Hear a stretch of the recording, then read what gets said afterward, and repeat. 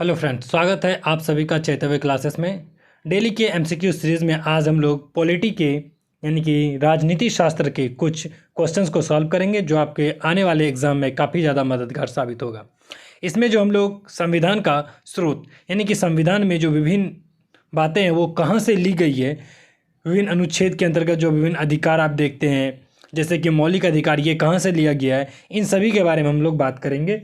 चलिए स्टार्ट करते हैं। आज का पहला क्वेश्चन है कि भारत के संविधान की उद्देशिका का विचार लिया गया। भारत के संविधान में जो उद्देशिका है, उद्देशिका आपको पता होगा कि हम भारत के लोग भारत को एक प्रभुत्व संपन्न समाजवादी पथ निरपेक्ष, ये जो आप किसी भी एनसीईआरटी बुक के पहले चैप्टर में जो पहले पेज पे ही जब खोलते हैं तो उसमें आपको देखने को मिल जाता है।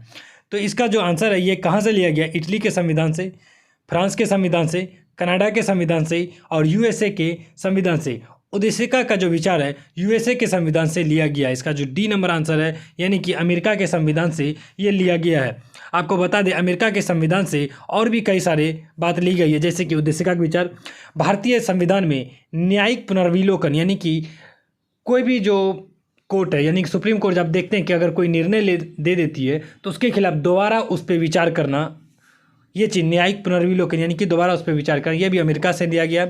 वही न्यायपालिका की स्वतंत्रता का बात अमेरिका से। मूल अधिकार जो संविधान के भाग 3 में आपको देखने को मिलता है, अनुच्छेद 12 से लेकर के 35 तक जो व्यक्ति के अधिकार के बारे में बात करती है, वे भी अमेरिका के संविधान से लिया गया है। वही उपराष्ट्रपति का पद जो है ये भी अमेरिका से है। राष्ट्रपति पर महाभियोग और उच्चतम न्यायालय तथा उच्च न्यायालय के न्यायाधीश द्वारा हटाए जाने का जो प्रबंध है ये भी अमेरिका के संविधान से लिया गया है। और आगे आपको अमेरिका के संविधान से कुछ भी मिले तो आप आराम से इसका आंसर लगा सकते हैं, क्योंकि अमेरिका से लगभग जो भी चीज़ लिया गया है उसमें महत्वपूर्ण बातें हम लोग देख लिए। चलिए दूसरा नंबर क्वेश्चन देखते हैं। भारतीय राजनीतिक व्यवस्था में इनमें से कौन सर्वोच्च है? भारत की राजनीतिक व्यवस्था में सबसे सर्वोच्च कौन है? सर्वोच्च न्यायालय, संविधान, संसद और धर्म। भारतीय संविधान में जो सबसे ज़्यादा सर्वोच्च है वो संविधान को माना गया। भारतीय न्यायालय में सबसे ज़्यादा किसे सर्वोच्च माना गया? संविधान को माना गया है, क्योंकि धर्म, भारत का कोई भी धर्म नहीं होगा। ये संविधान में ही कहा गया कि राज्य का कोई भी धर्म नहीं होगा। चलिए तीसरा नंबर क्वेश्चन देखते हैं कि भारत में न्यायिक पुनरीक्षण यानी कि जुडिशियल रिव्यू की संकल्पना की निम्नलिखित में से किस देश के संविधान से ली गई है? कि भाई ये वही बात है जो कि न्यायिक पुनराविलोकन से संबंधित है, जो कि आपको 1 नंबर में क्वेश्चन में देखने को मिला। कहाँ से लिया गया है? यूनाइटेड किंगडम यानी कि यूके, ब्रिटेन का बात कर रही है। संयुक्त राज्य अमेरिका यानी यूएसए, यूएसएसआर यानी कि रूस, उस समय रूस जो थे बहुत ज़्यादा विस्तारित था इसलिए रूस को यूएसएसआर कहा जाता था। वहीं ऑस्ट्रेलिया कहाँ से लिया गया? ये आपको अच्छे से पता होगा, संयुक्त राज्य अमेरिका से ये लिया गया है। वहीं 4 नंबर क्वेश्चन देखते हैं कि न्यायिक पुनराविलोकन व्यवस्था कहाँ से ली गई है। फ्रेंड्स ज़्यादातर क्वेश्चन आपको मिलता जुलता इसलिए लग रहा है क्योंकि हम लोग जानबूझ के ऐसा क्वेश्चन डाले हैं ताकि एक क्वेश्चन को आप 3 से 4 तरीके देख सके और आपको आसानी से याद हो जाए। 4 नंबर क्वेश्चन कहता है न्यायिक पुनराविलोकन कहाँ से लिया गया है? केवल भारत में है, भारत और यूएसए में है, केवल यूएसए में है, केवल यूके में। ये कहाँ है? भारत और अमेरिका दोनों जगह पे, इसलिए भारत और यूएसए में है, यूएसए। चलिए 5 नंबर क्वेश्चन देखते हैं। निम्नलिखित में से कौन सा लक्षण भारतीय परिसंघ और अमेरिका परिसंघ में समान रूप से पाया जाता है? एक नागरिकता, भारत में अमेरिका में एक नागरिकता नहीं पाया जाता। अमेरिका में लगभग 50 फेडरल है जिसको संघ कहा जाता है कि 50 फेडरल मिल करके एक यूनियन को पावर देता है, और भारत में ऐसा नहीं है, तो इसलिए ये तो होगा नहीं। संविधान की 3 सूचियाँ, ये भी नहीं होगा, ये आपको ऑस्ट्रेलिया ब्रिटेन से लिया गया है। न्यायपालिका का द्वैधता, ये भी नहीं लिया गया। संविधान के निर्वाचन के लिए परिसंघीय उच्चतम न्यायालय, इनमें से किसकी व्यवस्था की गई है? आपको देखने को मिलेगा डी नंबर, संविधान के निर्वाचन के लिए परिसंघीय उच्चतम न्यायालय की व्यवस्था अमेरिका और भारत दोनों में है। डी नंबर ऑप्शन बिल्कुल सही है। चलिए 6 नंबर क्वेश्चन देखते हैं।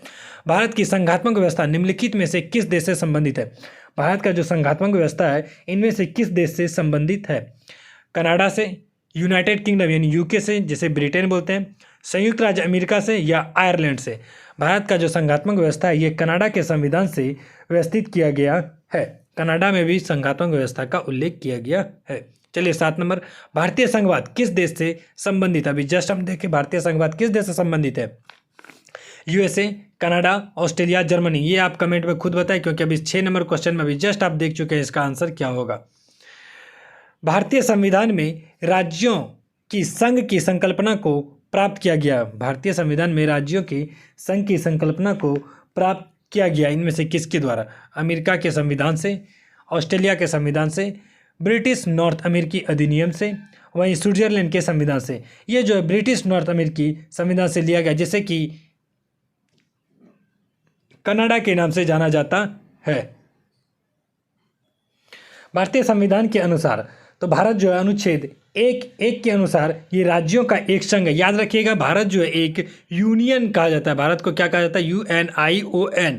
और एक होता है फेडरल, ये अलग होता है। फेडरल और यूनियन दोनों का मतलब संघ ही होता है, लेकिन दोनों का जो अर्थ होता है बिल्कुल अलग अलग निकल के आता है, जो कि फेडरल आपको अमेरिका में देखने को मिल जाएगा। चलिए 9 नंबर क्वेश्चन देखते हैं कि भारत के संविधान में सम्मिलित समवर्ती सूची किस देश की देन है? समवर्ती सूची भारतीय संविधान की किस देश की देन है? समवर्ती सूची में यानी कि जिसमें राज्य और केंद्र दोनों की बात कही गई है। संविधान के किस समवर्ती सूची भारतीय संविधान के 7वीं अनुसूची में संबंधित है। इसमें 3 सूची का बात किया गया: संघ सूची, राज्य सूची, समवर्ती सूची। संघ सूची में जो होता है कानून बनाने का अधिकार सिर्फ संघ को होता है, यानी केंद्र सरकार को। राज्य सूची के विषय में कानून बनाने का अधिकार राज्य को होता है। अलग अलग राज्य को अपना अपना कानून बना सकती है। जैसे कि अभी आप बिहार में देख रहे हैं, यहाँ पे लीकर पॉलिसी को बंद कर दिया गया, यानी कि दारू को बिहार में पूरी तरीके से प्रतिबंध कर दिया गया। ये बिहार की अपनी पॉलिसी है। वहीं समवर्ती सूची में राज्य और संघ दोनों को कानून बनाने का अधिकार होता है। जैसे कि स्कूल से रिलेटेड, स्वास्थ्य से रिलेटेड, शिक्षा से रिलेटेड, स्वास्थ्य से रिलेटेड, इसमें राज्य सरकार और संघ सरकार दोनों मिल करके कानून बनाती है। समवर्ती सूची संघ सूची में आपको 97 यानी 97 विषय को शामिल किया गया है, वर्तमान में 98 हो गया है। वहीं राज्य सूची में 66 विषय होगी शामिल किया गया, वहीं अभी वर्तमान में इसे घटा करके 66 से 59 यानी 59 कर दिया गया है। वहीं अगर समवर्ती सूची की बात करें 47 विषय को है इसमें, और जो कि वर्तमान में बढ़ करके इसे 52 कर दिया गया है। इसके अनुसार से आपको समवर्ती सूची किस देश के संविधान से लिया गया है? समवर्ती सूची ऑस्ट्रेलिया के संविधान से लिया गया है। इस क्वेश्चन का थोड़ा सा विस्तार कर दिया गया, आप इसे भी याद रखने की कोशिश करिए, क्योंकि आपसे पूछ सकता है कि संघ सूची जो है संविधान की किस अनुसूची के अंतर्गत आता है। चलिए वहीं 10 नंबर क्वेश्चन देखते हैं कि भारत ने समवर्ती सूची की संकल्पना उद्धृत की है।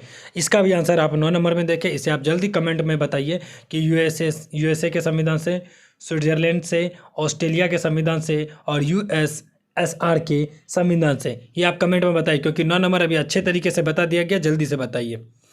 भारत के संविधान निर्माता ने 7वीं अनुसूची में वर्णित समवर्ती सूची की अवधारणा को ग्रहण किया है। समवर्ती सूची जो 7वीं अनुसूची में समवर्ती सूची है, ये अवधारणा कहाँ से ग्रहण किया गया है? कनाडा से, इटली के संविधान से, ऑस्ट्रेलिया के संविधान से, दक्षिण अफ्रीका के संविधान से।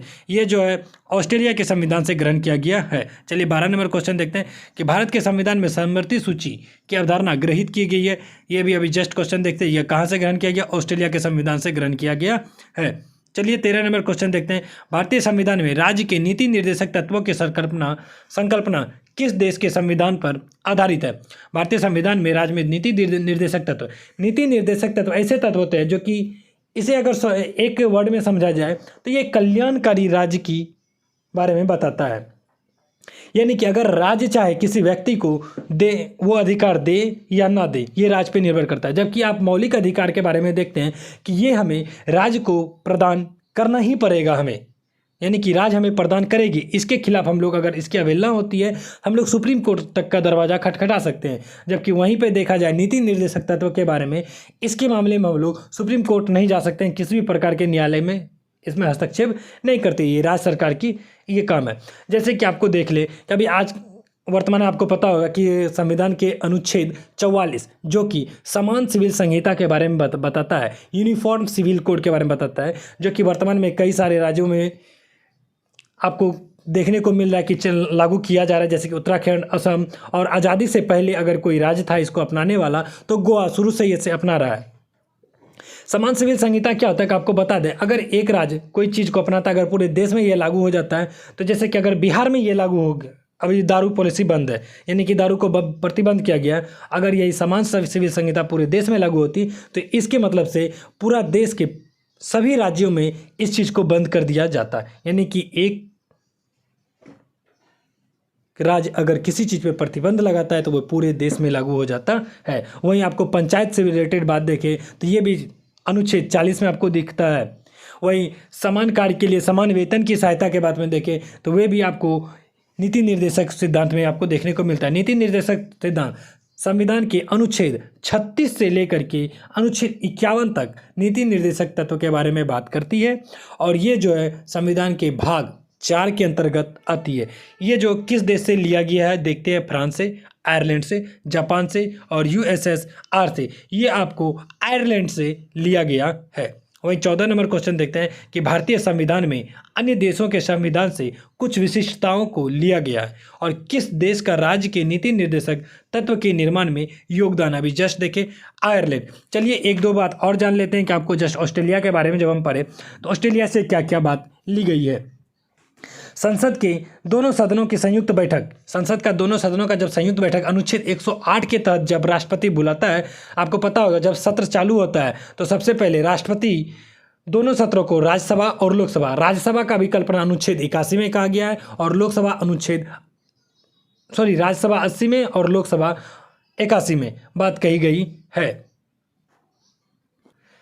बात कही है जिसमें राज्यसभा को उच्च सदन माना जाता है और लोकसभा को निम्न सदन माना जाता है। आपको बता दें राज्यसभा का कभी विघटन नहीं होता। अगर कभी क्वेश्चन पूछ दे इनमें से किसका विघटन नहीं होता है तो आप सीधा आंसर लगाइएगा राज्यसभा, या फिर इनमें से किसका कार्यकाल 5 वर्ष तक होता है तो राज्यसभा कभी नहीं लेगा, क्योंकि राज्यसभा का कार्यकाल नहीं होता है, उसके सदस्यों का कार्यकाल होता है, जो कि राज्यसभा के सदस्यों का कार्यकाल 6 वर्ष का होता है और प्रत्येक 2 साल में 1/3 सदस्य बदल दिया जाता है, 1/3 सदस्य का चुनाव कराया जाता है, जो कि अप्रत्यक्ष रूप से इसका चुनाव किया जाता है।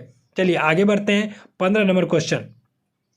वहीं इसके बारे में थोड़ा सा और जान ले, ऑस्ट्रेलिया के संविधान से क्या लिया गया है।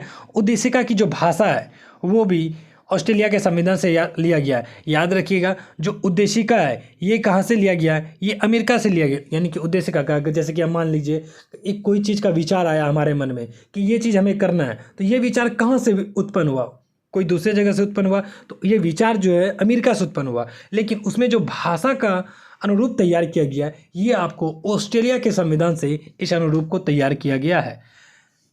और भी अगर बात करें ऑस्ट्रेलिया से क्या लिया गया है तो ऑस्ट्रेलिया से देखें तो जैसे कि व्यापार, वाणिज्य और समागम की स्वतंत्रता के बारे में ऑस्ट्रेलिया से लिया गया है। और आयरलैंड के संविधान से क्या लिया गया है, राष्ट्रपति का जो निर्वाचन है ये आयरलैंड के संविधान से लिया गया और साथ साथ ही राज्यसभा में कुछ सदस्यों का नामांकन सम्मिलित किया गया है। चलिए 15 नंबर क्वेश्चन देखते हैं।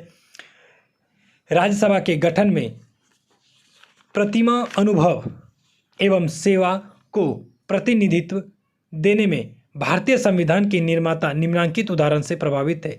आयरिश गणतंत्र से, कनाडा से, संयुक्त राज्य अमेरिका से और ऑस्ट्रेलिया से। इसका जो आंसर होगा आयरिश गणतंत्र से प्रभावित थे।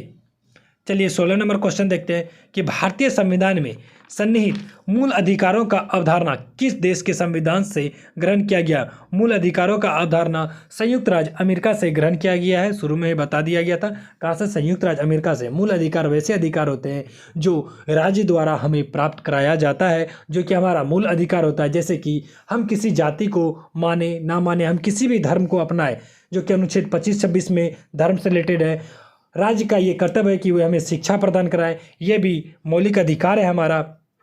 हमारे साथ अनुच्छेद 14 में कहा गया है कि समानता एवं संरक्षण के बारे में बात किया गया, यानी कि हमारे साथ समानता के बारे में और संरक्षण किसका किया जाता है, जो कि अल्प अवस्था में रहता है। जैसे कि आप देखते हैं अनुसूचित जाति और अनुसूचित जनजाति का पूरी तरीके से संरक्षण किया जाएगा।